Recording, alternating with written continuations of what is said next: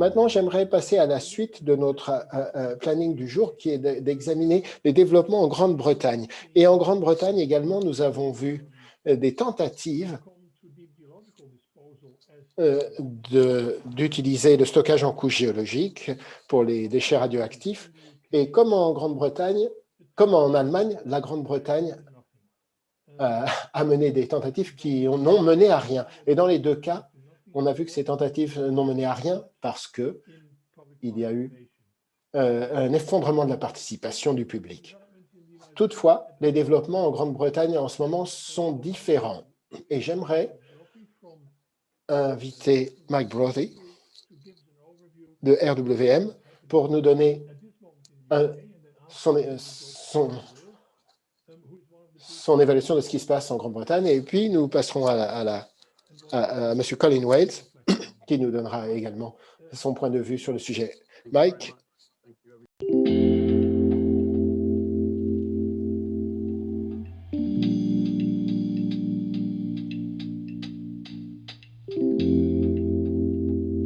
D'abord, quelques minutes pour expliquer notre processus actuel d'enfouissement géologique.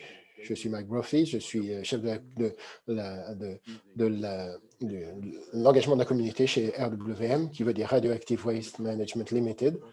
Nous sommes un organisme public qui font partie du NDA, l'agence de commission de nucléaire. Nous sommes un département du gouvernement et j'aimerais passer à la diapositive suivante, s'il vous plaît. Alors, un composant clé pour la politique actuelle, qui a commencé en Angleterre et au pays de Galles en 2018, c'est les installations de stockage en couche géologique. On les abrège par GDF. On a un GDF seulement s'il y a un site pertinent qui convient et une communauté qui est d'accord autour. Et RWM est le développeur et travaille la main dans la main avec les autorités locales pour le choix du site. Et RWM travaille toujours très près avec les parties prenantes. Diapositive suivante, nous avons parlé d'une approche basée sur l'acceptation. Les communautés doivent donner leur consentement avant qu'on commence à proposer de construire un site. J'en parlerai à la fin. Et voici les documents qui mentionnent cette approche basée sur le consentement. Et ce sont des documents du gouvernement de Grande-Bretagne, pas seulement de l'Angleterre, et du gouvernement du Pays de Galles. Nous n'opérons pas en Écosse ni en Irlande du Nord. Ces politiques ont été précédées par des revues en 2013 et en 2018, où elles ont été publiées et mises à jour en 2018 pour la Grande-Bretagne et 2019 pour le Pays de Galles. Et je vais vous dire quelles ont été les leçons, les enseignements qu'on en a tirés, nos expériences, et comment nos consultations publiques sont organisées. Donc, au Pays de Galles, c'est basé sur des expériences précédentes en 2015. Et nous avons ces documents écrits pour guider la communauté. Et nous avons en Grande-Bretagne aussi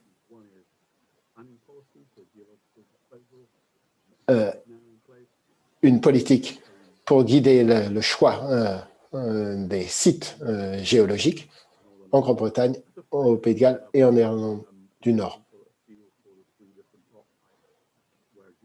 Ça donne une vue très en détail et informative. On peut avoir le niveau très simple, le niveau moyen et un niveau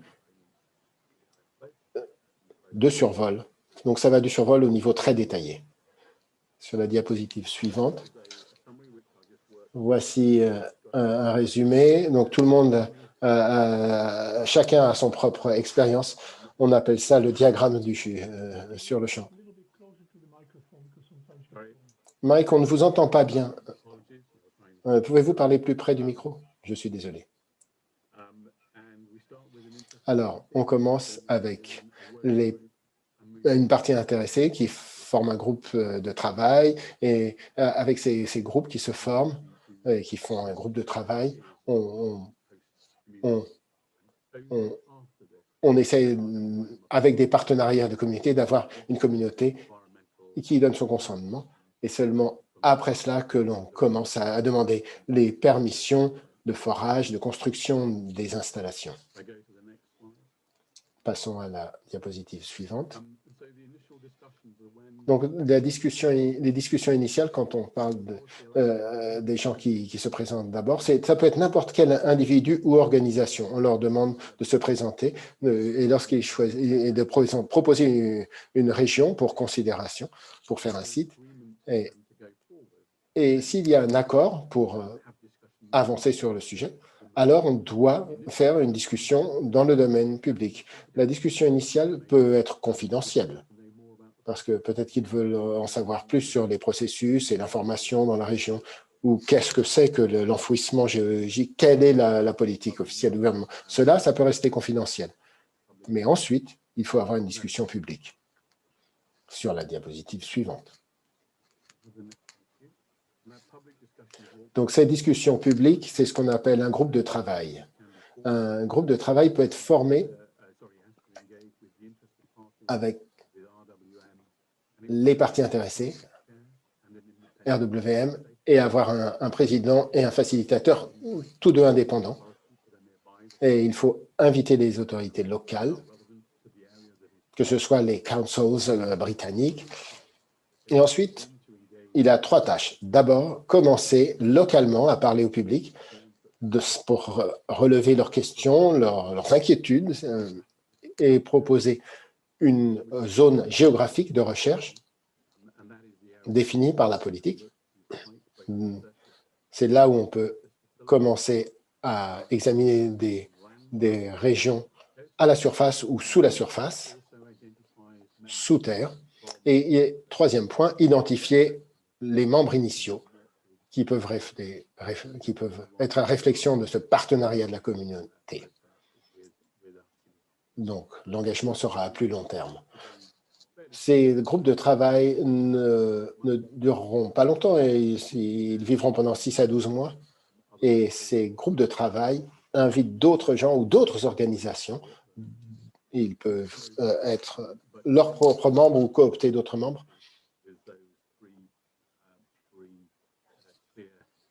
Mais c'est un groupe de travail qui a ces 3 points clés dans son agenda.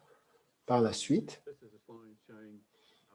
voici une diapo qui montre que nous avons des groupes de travail déjà formés dans le district de Copeland, dans le comté de Cumbria, au nord-ouest de l'Angleterre. Voici notre site web. Vous pouvez regarder le lien, l'URL. L'adresse est un site web de haut niveau. Vous pouvez voir tout en haut à gauche quels sont les autres groupes de travail, les working groups.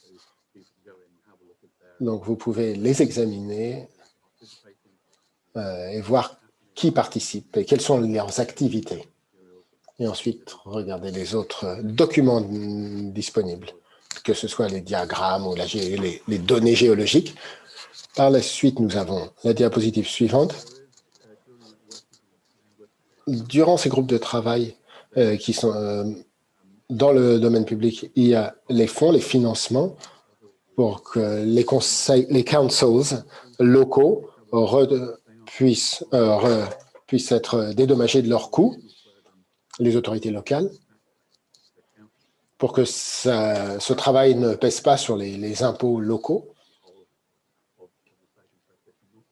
durant tout le processus de recherche du site. Et ce financement va continuer pour rembourser les dépenses des volontaires, des bénévoles, et c'est séparé du budget pour les investigations. Ensuite, le groupe de travail peut former un ou plusieurs partenariats de communautés, et ça, c'est le véhicule qui va durer longtemps, le vecteur qui va durer longtemps dans l'engagement. Et c'est le vecteur clé. Et c'est le travail très important de ce partenariat de communauté qui inclut RWM et les développeurs doit inclure au moins un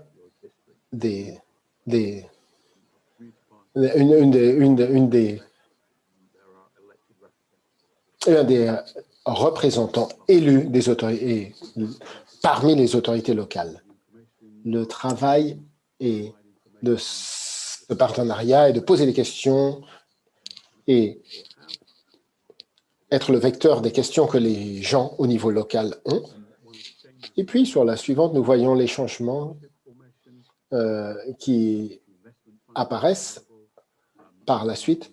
Une fois que le financement d'investissement de la communauté est disponible, initialement, on peut avoir jusqu'à 1 million de livres sterling par an. Et puis ensuite, si on commence à faire des forages, alors cela pourra monter jusqu'à 2,5 millions de livres sterling par an, lorsque les forages font partie de l'investigation technique. Et puis, l'investissement et le financement soutient les initiatives suivantes. Augmenter le bien-être de la communauté, développer de nouveaux emplois et améliorer l'environnement et les espaces publics. Donc, il y aura un panel qui supervisera cela et qui peut utiliser et créer créer des critères avec un sous-set de critères, un sous-ensemble de critères. L'autre chose intéressante avec ce partenariat, c'est si on fait des sous-groupes, parce qu'on peut le faire, la politique accepte des petits groupes de 12 personnes ou plus, mais un forum plus large peut être également créé dans lequel un sous-groupe sans qu'on soit membre officiel. Donc, comme ça donne la possibilité à toute personne qui veut s'engager dans le programme d'être entendue. Donc, il y a beaucoup de flexibilité du fait de la structure et de la façon de travailler. Et RWM en fera partie. Et c'est une leçon importante que nous avons prise des étapes précédentes où les développeurs n'en faisaient pas partie. Et nous avons modifié cela. Ensuite, nous expliquons au sein de ce partenariat le travail de documentation qui peut prendre peut-être 10, 15 ans. Cela dépend du travail des géologues déjà disponibles afin de comprendre toutes les questions de transport, d'ingénierie, de géologie, etc. On appelle cela la caractérisation du site. J'ai mentionné au début qu'il fallait deux choses, le site convenable et le consentement de la communauté. Eh bien, la caractérisation du site, c'était cela que je voulais dire par site qui convient. Ensuite, une communauté qui est volontaire. Il faut donc tester le soutien du public avant de décider qu'un site est décidé définitivement par le gouvernement, par le secrétaire d'État. Alors, avant cela, il faut que la communauté qui va être hôte de ce site donne son retour dans un test de soutien public. Ça peut ne pas être approuvé, et dans ce cas-là, on ne peut pas avancer sans l'accord du public, sans qu'ils confirment qu'ils sont volontaires pour la construction d'une installation. C'est très important. On pense que ça prend 10, 15 ans, mais ça peut aller plus vite parce que ce à quoi on s'attend, c'est que le soutien du public ne sera acquis que lorsque la communauté aura obtenu assez d'informations, et que ce soit un référendum. S'ils n'ont pas toutes les informations, bien sûr, Et il faut qu'on ait eu le temps de rassembler toutes ces informations. Et sur la dernière diapo, jusqu'à cette étape, la communauté a toujours le droit de se retirer de ce processus et la décision de s'en retirer est décidée par les autorités locales, leurs représentants élus. Ils sont dans le partenariat et c'est un rôle très important pour les autorités, qu'ont les autorités locales. Après le test de soutien local, s'ils affirment qu'ils sont d'accord pour l'installation d'un site, alors le droit de retrait ne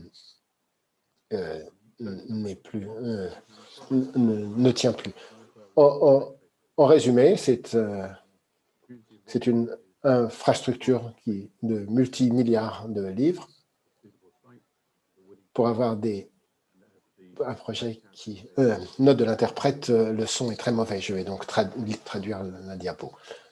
Un projet qui va vivre dans une communauté pour plus de 100 ans, une très grande opportunité pour eux, donc il faut y penser à long terme. RWM, je vais vous donner mes informations de contact. Je suis très conscient que c'était un survol très rapide de nos politiques. On n'a pas détaillé les évaluations des sites ni le processus au niveau gouvernemental, mais on peut y revenir par la suite, car vous pouvez me contacter.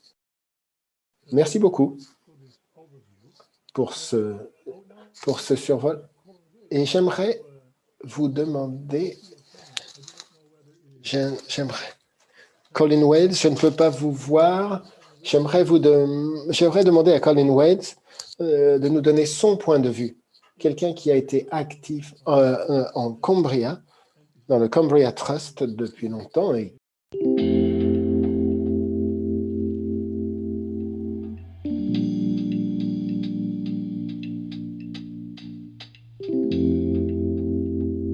Alors, le Cumbria Trust a été formé après l'échec de MRWS, la contestation en 2013, lorsque le Council de Cumbria a pris la décision de ne pas continuer. C'était un des organismes de décision à l'époque. Alors, la première diapo, en fait, pour la détailler,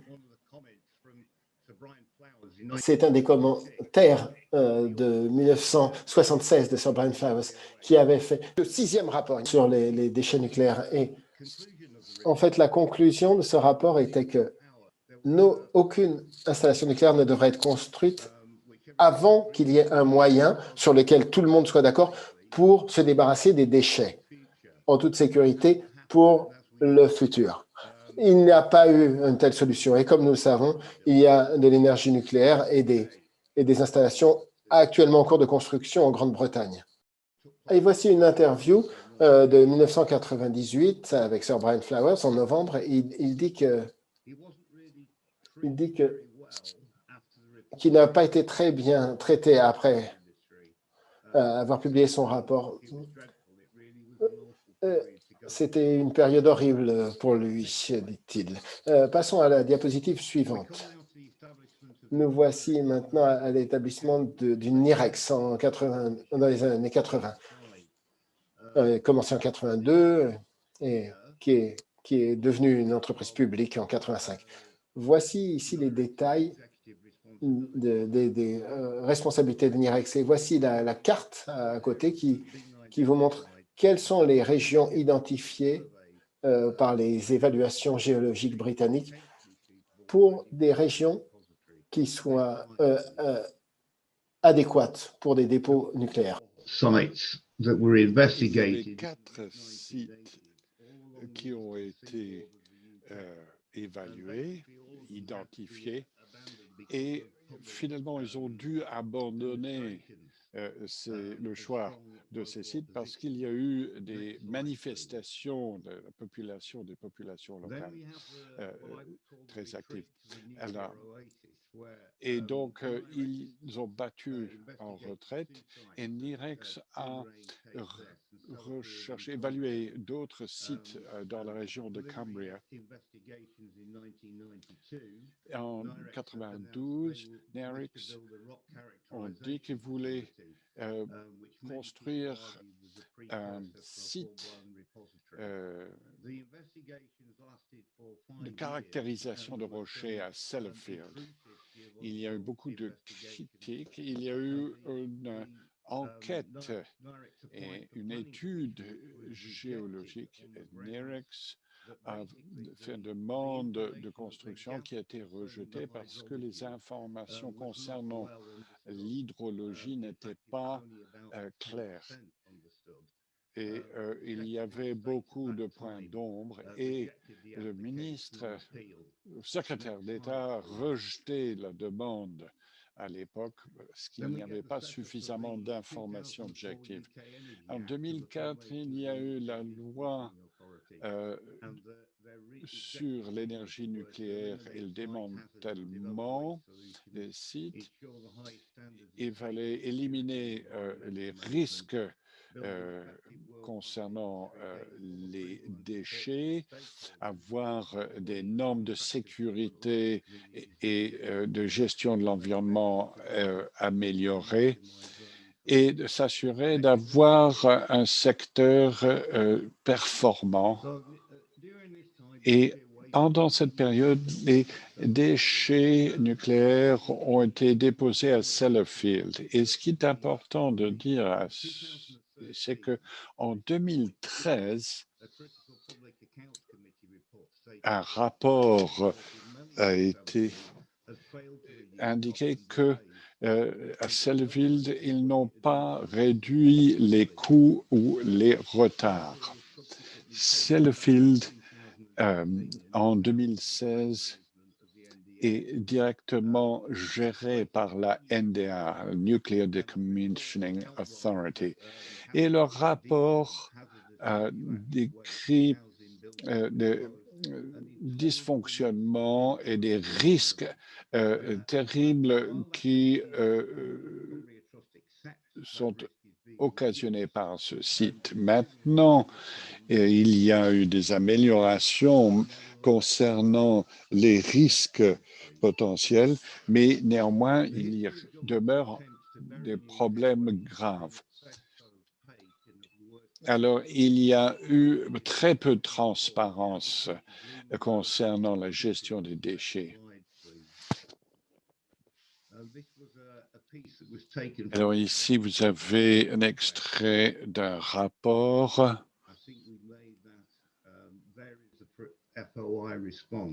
Et il y a réponse au questionnement. Vous allez voir quels étaient les objectifs étaient à cette époque.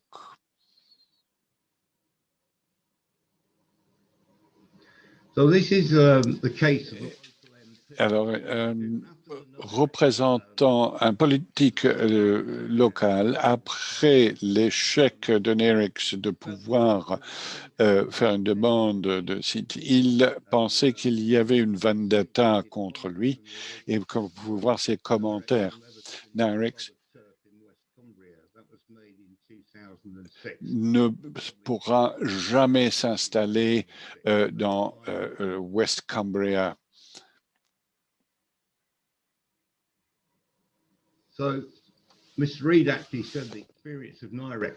Alors, l'expérience NERICS était tellement négative.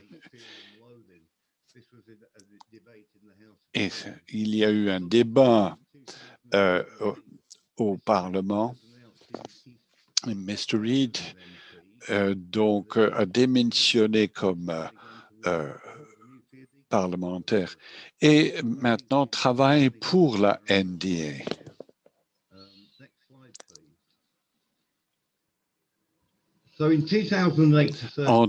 Entre 2008 et 2013, nous avons un certain nombre de processus qui ont fait échec.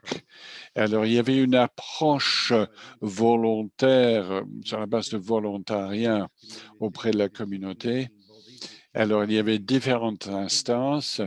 Vous aviez une instances au niveau local, gérées par des Cumbria County Council.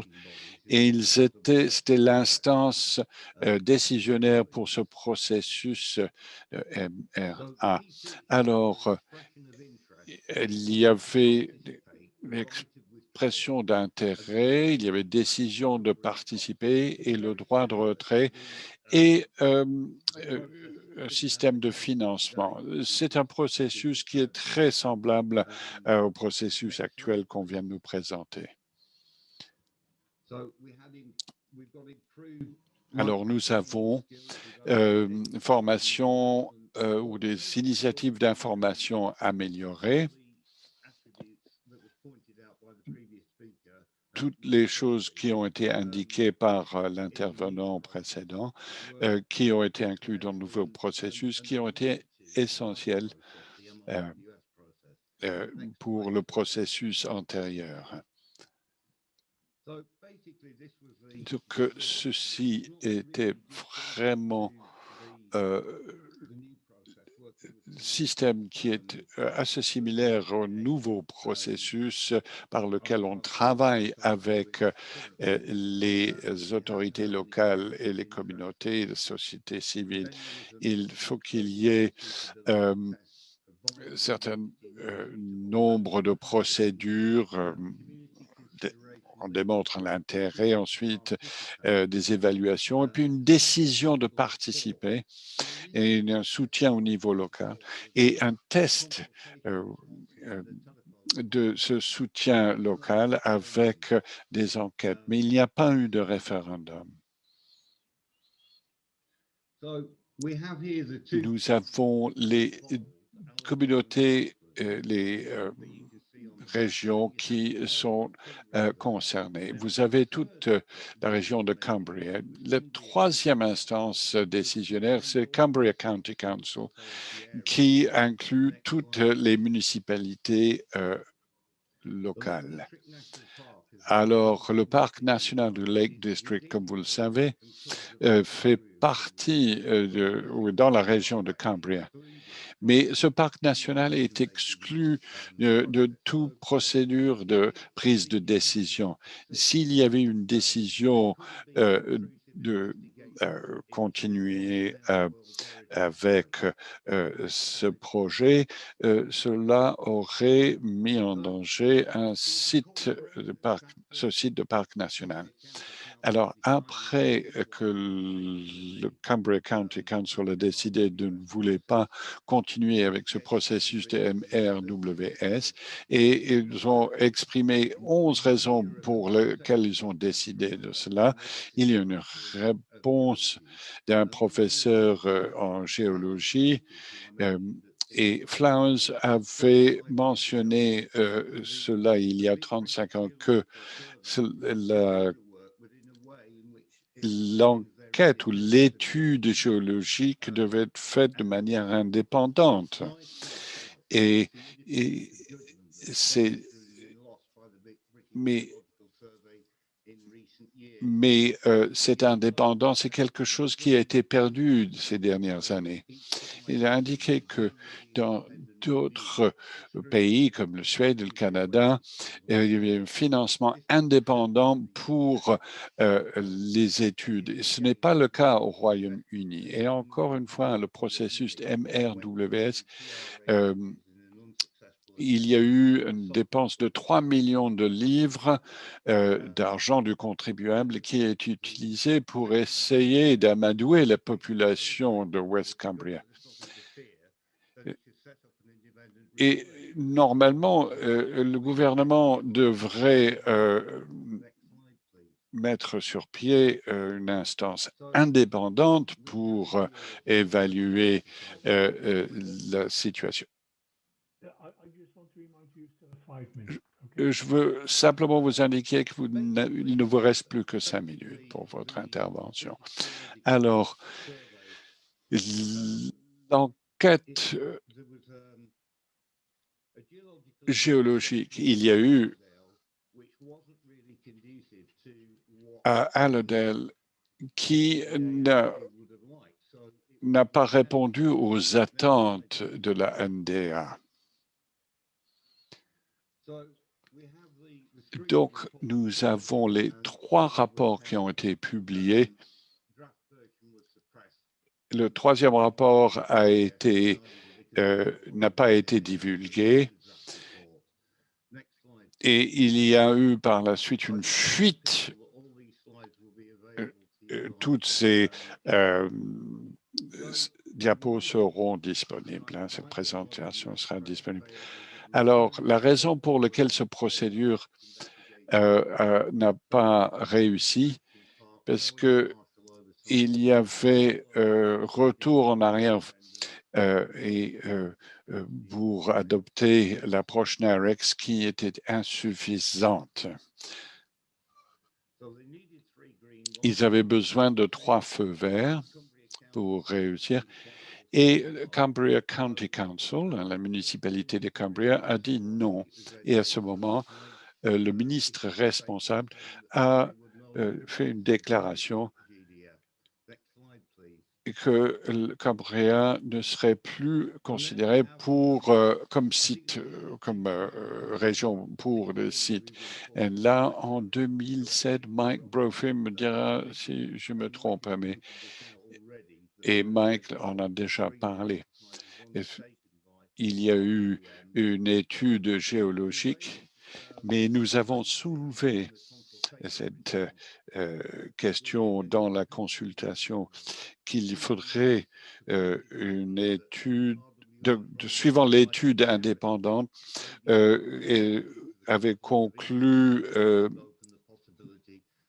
avait des conclusions qui étaient les mêmes que les nôtres et qu'il y avait donc une manipulation en cours. Alors, maintenant, quelques détails sur la côte ouest de la région de Cambria.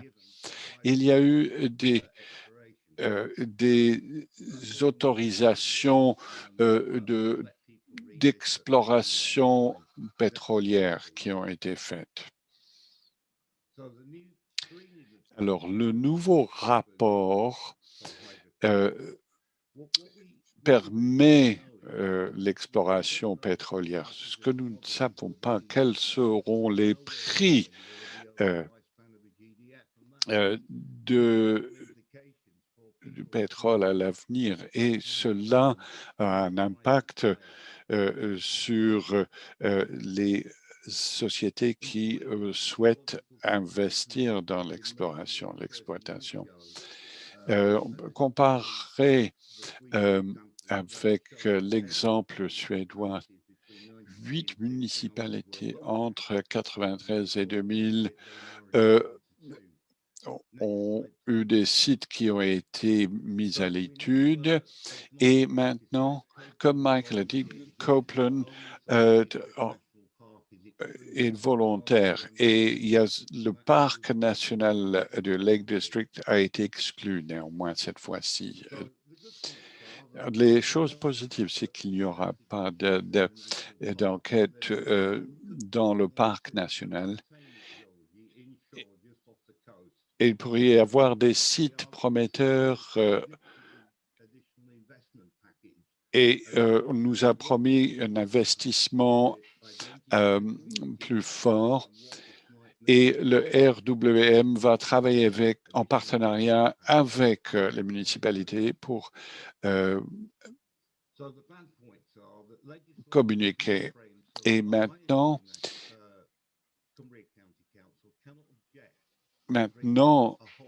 les autorités locales ne peuvent pas présenter les objections avec cette nouvelle procédure.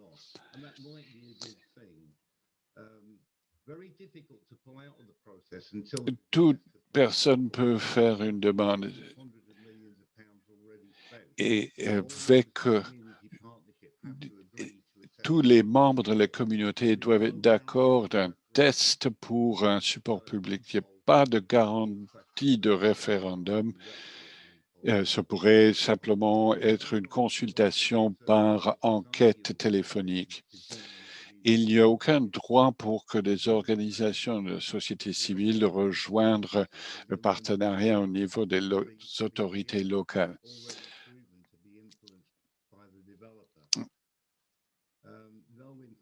Il n'y a pas de surveillance indépendante. Il n'y a aucune garantie que le point de vue des autorités locales sera pris en compte et aucune garantie de la part du gouvernement. Et le gouvernement va s'engager pour un partenariat sur la base de volontariat avec les comités locaux, mais on n'a aucune garantie. Et je pense que l'on peut terminer mon intervention maintenant. Merci. Comme je vous ai dit, cette présentation sera disponible. Je vous l'enverrai par courriel. Merci, Colin. Si je compare cela avec la situation en Allemagne, il me semble qu'il y a vraiment parallèle, enfin une ressemblance. En Allemagne, il y a eu beaucoup de controverses et jusqu'à tout récemment, il semblerait, pour des raisons de problèmes géologiques, le projet n'a pas eu lieu. Donc, il semblerait il y a eu des débats beaucoup plus précis. Alors, au Royaume-Uni, on vu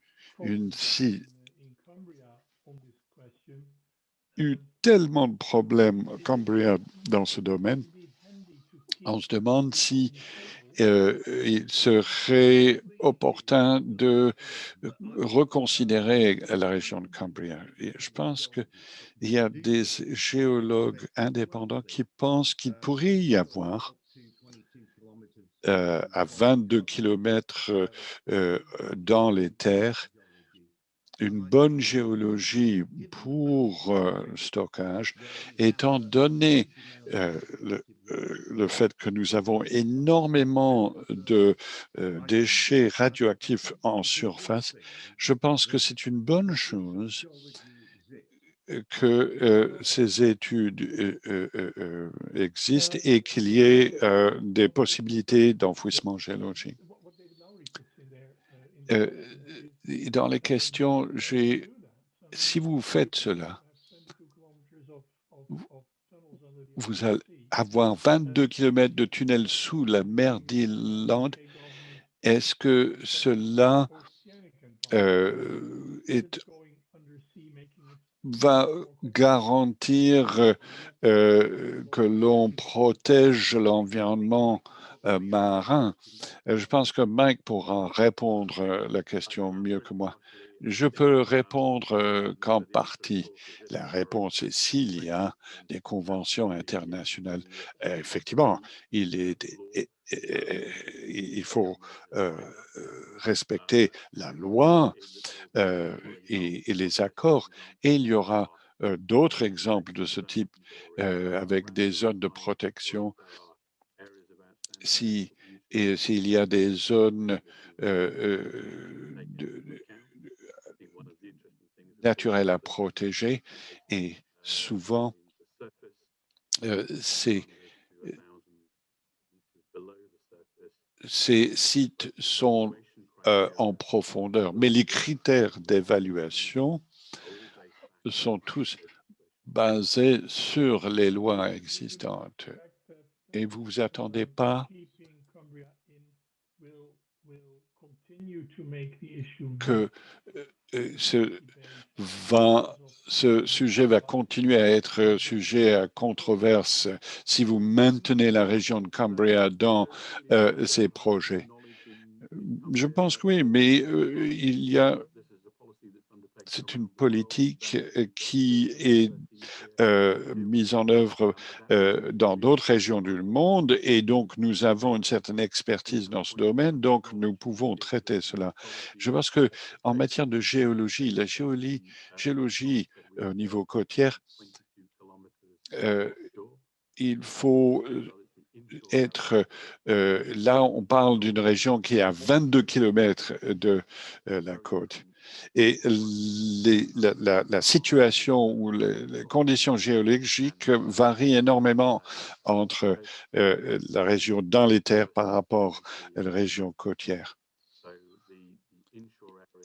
Donc, la zone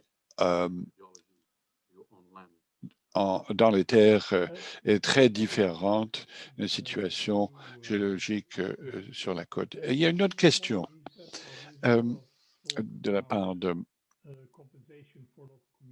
Oui, on parle de compensation pour les municipalités ou les communautés. Et il n'y a pas de débat concernant les garanties pour les régions qui sont traversées lors de transport de déchets. Et c'est quelque chose qui devrait être pris en considération pour des compensations également. Est-ce que cela pourrait être perçu par les populations locales que ce n'est pas vraiment une compensation, mais c'est une manière d'obtenir le consentement? Oui, la position du gouvernement est que les déchets nucléaires qui sont transportés, c'est quelque chose qui a été fait depuis des années. Donc, il n'y a pas de changement en la matière. Et comme nous ne savons pas où sera le site, on ne peut pas aborder cette question. On comprend tout à fait le principe, mais ce sera au gouvernement de traiter cette question. Et une autre question concernant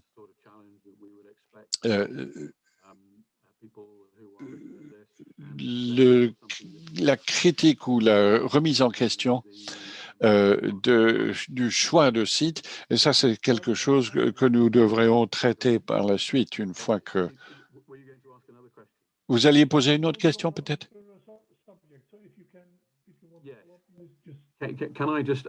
J'aimerais simplement répondre à une question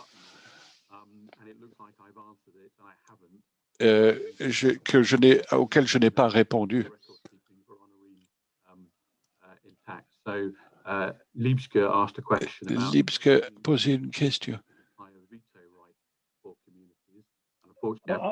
Je suis désolé, l'interprète s'excuse, mais la qualité du son est terrible. Elle n'arrive pas à suivre la conversation. Si les intervenants pourraient parler dans des micros plus proches des micros.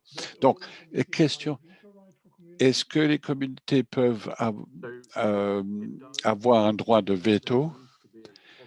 Oui, il faut qu'il y ait un soutien public positif avant.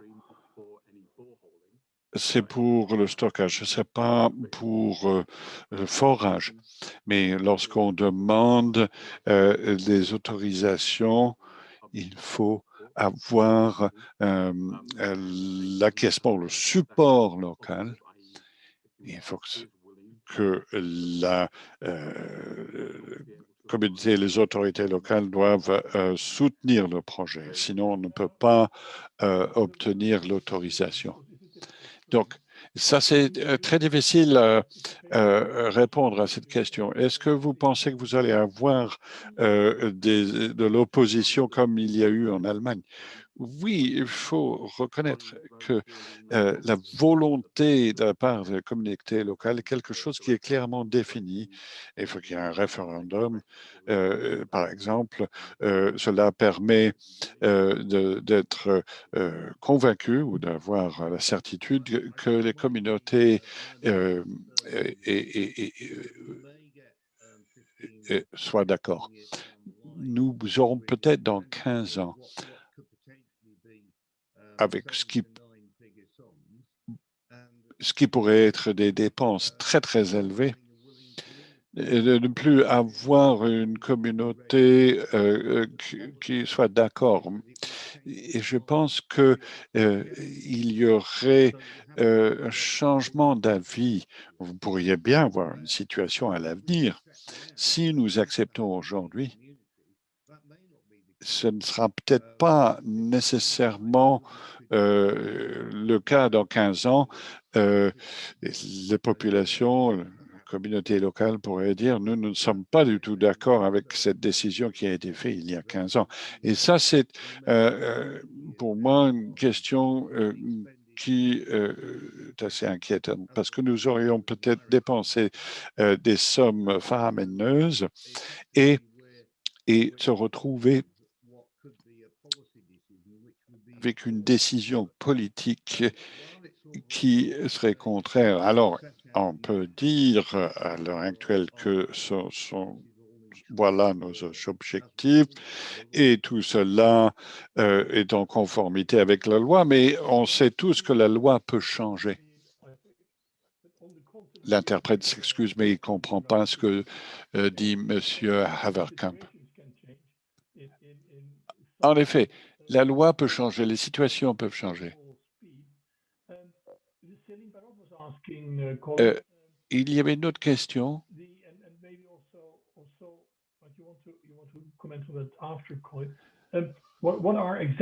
Quel...